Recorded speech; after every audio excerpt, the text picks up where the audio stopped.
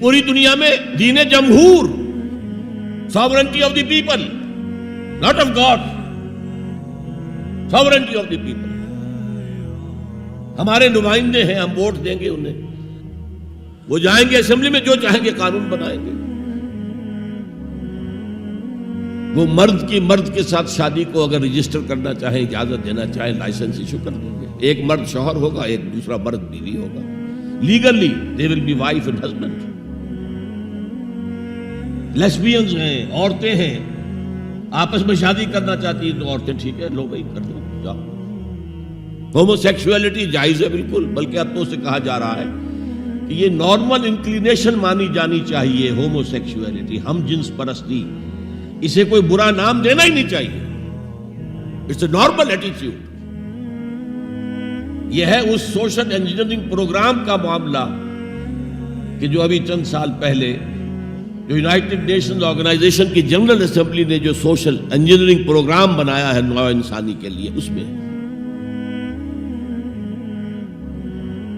تو کیا مقصد تھا حضور کا کہ آپ کو دی گئی کتاب نمبر 1 الہدا اور نمبر 2 دین حق، تاکہ دین کو غالب کرے. ایک پیارا سا خیال آیا ذہن میں، دیکھیے یہ آپ کا عام محاورہ ہے، ایک میان میں 2 تلواریں نہیں سما سکتی، ایک جگہ 2 دین نہیں ہو سکتے.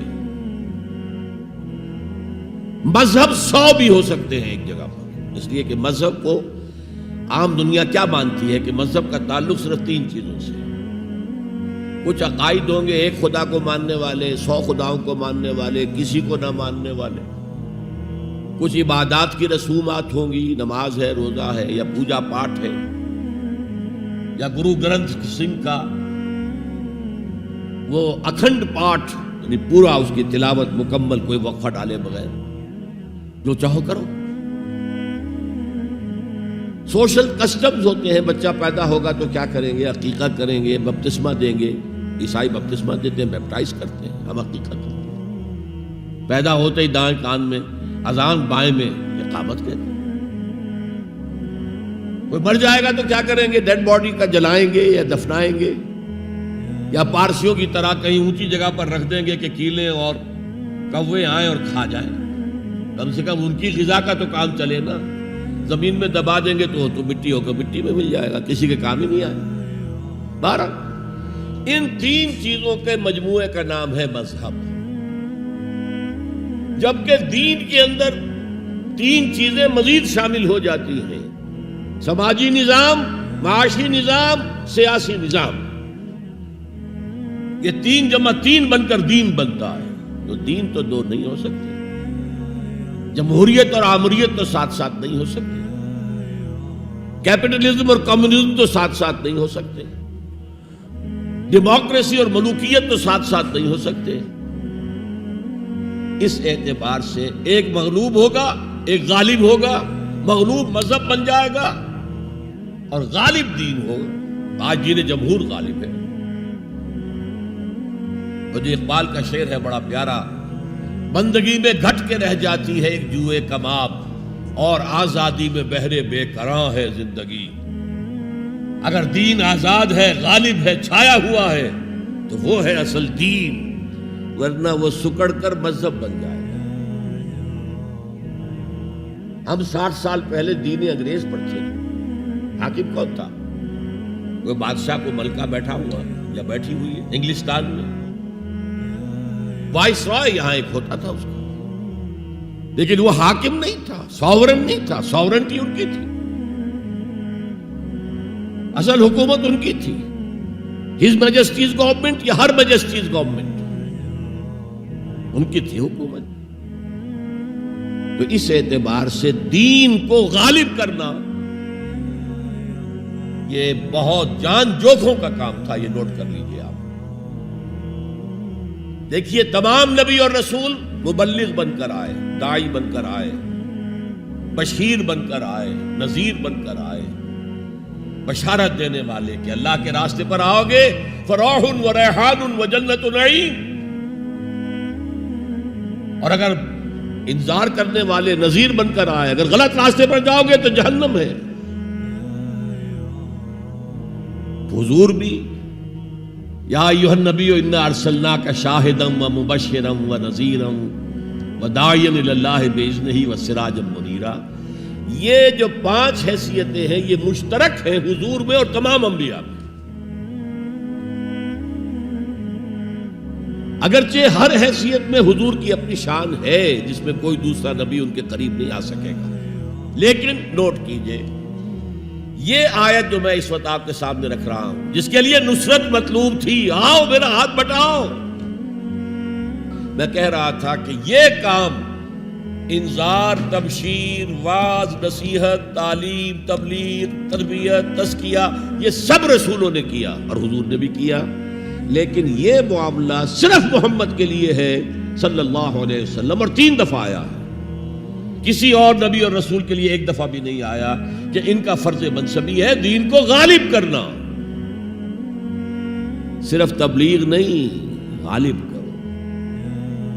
یہ تھا وہ مشن جس میں آپ کو نصرت درکار تھی. فالذین آمنوا بہ وعزروہ ونصروہ، مدد کریں گے. وہ مدد کس کام میں تھی؟ دین کو غالب کرنے کی. اس لیے آتا ہے نا سورہ صف کے آخر میں، یا ایھا الذین آمنوا کونوا انصار اللہ، اے ایمان والو اللہ کے مددگار بنو. کما قال عیسی ابن مریم للحواریین من انصاری اللہ. جیسے کہ دیکھو 600 برس قبل حضرت مسیح اور حضور کے درمیان 600 برس کا فصل ہے. جیسے کہ 600 برس قبل ہمارے بندے عیسیٰ نے کہا تھا حواریین سے، کون ہے میرے مددگار اللہ کے راستے میں؟ اور حواریین نے کہا تھا نحن انصار اللہ. قال الحواریون نحن انصار اللہ. تو یہ اللہ کی مدد اور اللہ کے رسول کی مدد. من انصاری الی اللہ، کون ہے میرا مددگار اللہ کے راستے میں؟ یہ ہے تیسری بات. یعنی کون ہے وہ لوگ جو اصل میں متبع محمد ہیں صلی اللہ علیہ وسلم.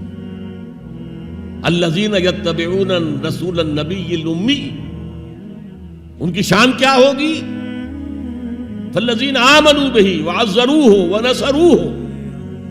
اور چوتھی بات واتبعوا النور الذی انزل معہ، اور جو پیروی کریں گے، وہی اتباع کا لفظ چلا آ رہا ہے، اتباع اتباع اتباع. وہ اتباع کریں گے اس نور کا جو ان کے ساتھ نازل کیا جائے گا، یعنی یہ قرآن حکیم. فَأُولَٰئِكَ هُمُ الْمُفْلِحُونَ، تو وہ ہوں گے مددگار، وہ ہوں گے کامیاب ہونے والے، مفلحون میں سے ہوں گے. اللہم ربنا اجعلنا منہم، اللہ تعالی ہمیں ان میں شامل کرے.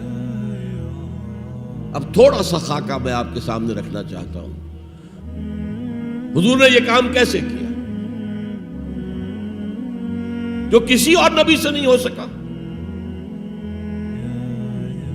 صرف ایک نبی سے، ایک رسول سے ہوا.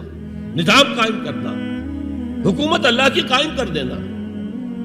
جیسے کہ شاید آپ کو معلوم ہو کہ انجیل میں جو دعا ہے لارڈس پریئر کہلاتی ہے. جیسے ہمارے ہاں سورہ فاتحہ ہے، ایسا ہی مقام ہے لارڈس پریئر کا عیسائیوں کے.